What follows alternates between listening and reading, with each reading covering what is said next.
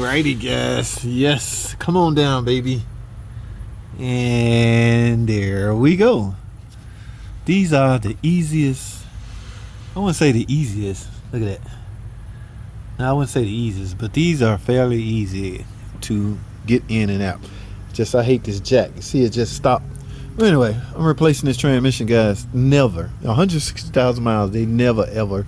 Oh, they never serviced it. Probably could have extended its life had they did recommend it. And I'm saying recommend it because this is a, what is this? This is a Charger. So it's not recommended from a Dodge standpoint. Dodge don't recommend servicing it. But from a corporation standpoint, this is a ZF 8HP transmission. ZF, the corporation that built the transmission, they recommend servicing it between 50 and 60,000 miles. I'm an 80,000 mile guy myself. I'm my personal customer because I've done them at different intervals and I can see what gets accumulated in the pan as far as the magnet and how much debris. So I'm an 80,000 mile guy, between 70 and 80,000 mile guy. But the fluid is expensive, guys. And yeah, I'm not, they make compatible fluid. Valvoline make compatible fluid for this transmission. In fact, we used to do that here at the shop. Our drain and refill service include Valvoline. And yes, it's compatible. Yes, ZF confirmed to Valvoline that it's compatible. And boy, you should have heard them trying to convince us that it's compatible. Because if you convince shops that the fluid is compatible, you may sell more fluid. But I'm an OE guy and I like using OEM equipped fluid. Guys, get this. This is transmission is expensive, right? So expensive to the point where they didn't buy a new one.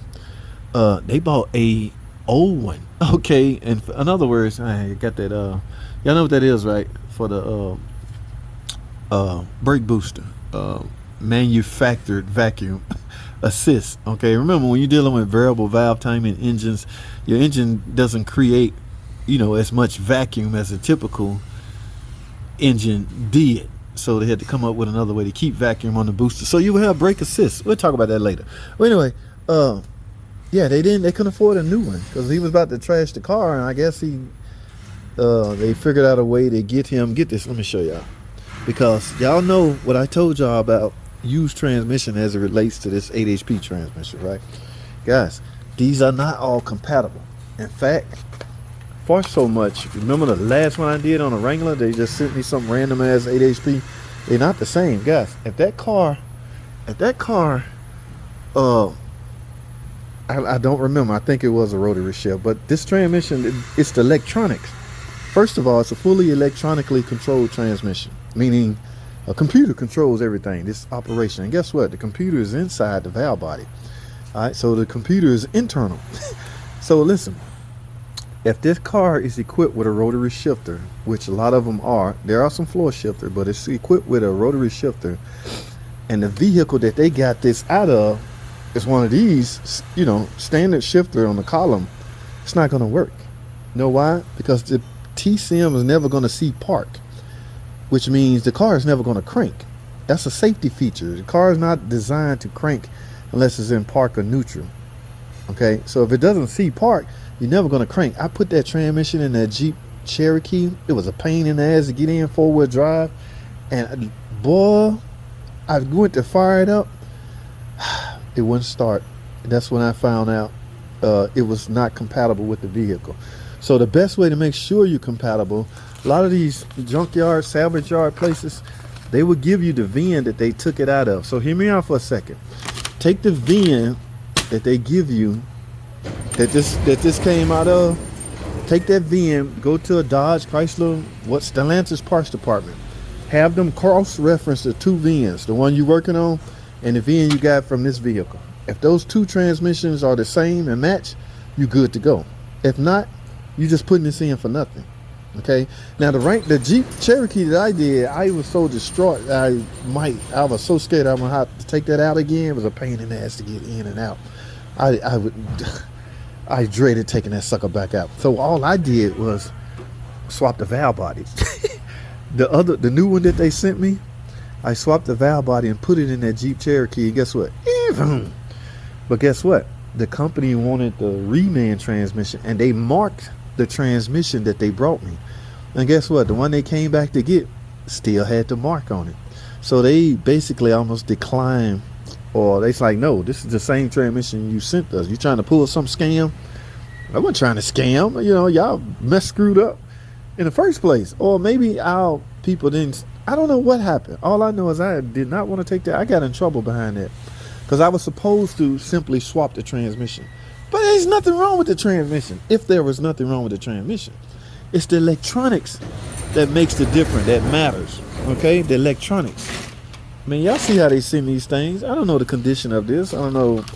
I'm guessing they put the mileage on it, but you know, make sure this torque converter is all the way in. Last time, you know, be careful and look, measure the depth in which the torque converter is always in to the one you're taking out. But yeah, will it work? I have no idea, guys. This is what they paid for. This is what I was told to put in. My labor stays the same, so maybe they saved $3,000 or $4,000 by getting a used transmission. But what's the warranty? How long will it last? What's the previous owner of this transmission in that car? Was they servicing it? I don't know. That's not my problem. All right. My problem and my goal is to get this sucker out. I got it out, so now I just got to swap it out and put it in. Fairly easy as hell. All right. And yes, the starter have to come out in order to get to the torque converter bolt. See those two holes right there? Only way you're gonna get through these is through the other side, but the starter has to be removed. So yes.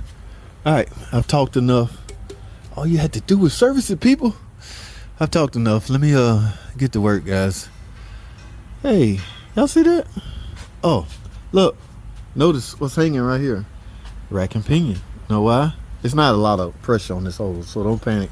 I know some of y'all sensitive. You have to get this out the way in order to get the starter. So some things gonna have to come out that you're not accustomed to. Just deal with it. Suck it up, take it out. Now, your first one may be a little hard, but yeah, they a piece of cake now, guys. All right, so I got more work to do. I just wanted to explain to y'all the risk in using used transmission as it relates to the ZF 8HP transmission. Okay. In other words, that's all I have. I gotta go, guys. Appreciate y'all. There's one more thing I wanted to speak on, but fluid. I wasn't given any fluid. I'm gonna go through the procedure, the field check procedure. You know how you get the transmission to a certain temperature on the new transmission. I ain't gonna call it new, but I'm gonna let it run. I don't know if any fluid in it. Remember, there's no dipstick. This is dipstick-less. Guys, the only entry port to this transmission is either through here, the field port, or the transmission coolers. Remember, all transmissions gonna have a cooler nowadays. Those are the only, you can't accidentally put brake fluid in here. Remember in the past, people are accidentally pouring brake fluid in the transmission dipstick. There's no dipstick, so you can't accidentally screw this up. Oops, I put coolant in there. How? This is the only input, cooler and the field plug. You can't. You intentionally tried to put wrong fluid in it if you get wrong fluid in it. How's that? It's a setup. That's the only entry port. All right, I'm talking too much. I got to go, guys. Appreciate y'all tuning in.